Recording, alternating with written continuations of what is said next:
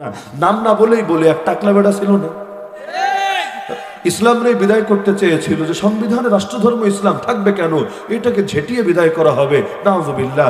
তো যখন আল্লাহ অরেই দিলেন, কিক আউট করে বিদায় করে, প্রথমে প্রতিমন্ত্রিত্ব হারালো, এরপর মনের দুঃখে গিয়ে ফ্যানের নিচে বসলো, একটু মাথাটা ঠান্ডা করি বাতাস খেয়ে খেয়ে, আল্লাহর আদেশে ফ্যানটাও খুলে পড়লো। রুমের মধ্যে এত জায়গা থাকতো, ওই চান্দ স্টেডিয়ামের উপরই ফ্যানটা পড়তে হলো, বেচারাও মেডিকেলে গেল।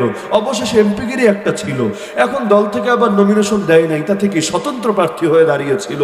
ভেবেছে আরে আমার মাথায় যে পাওয়ার আছে, এটা দিয়ে গুতো মেরেই আমি প্রয়োজনে নৌকারে দিব ডুবিয়ে। এরপর দাঁড়ালো, আলহামদুলিল্লাহ এখন ওটাও তার শেষ, এখন আর এমপিগিরি ওর হাতে নাই।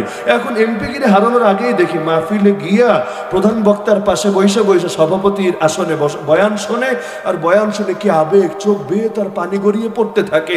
2 দিন আগে যে রাষ্ট্রধর্ম ইসলামরে বিদায় করতে চাইলো, এখন তার সেই ইসলামের কথা চলে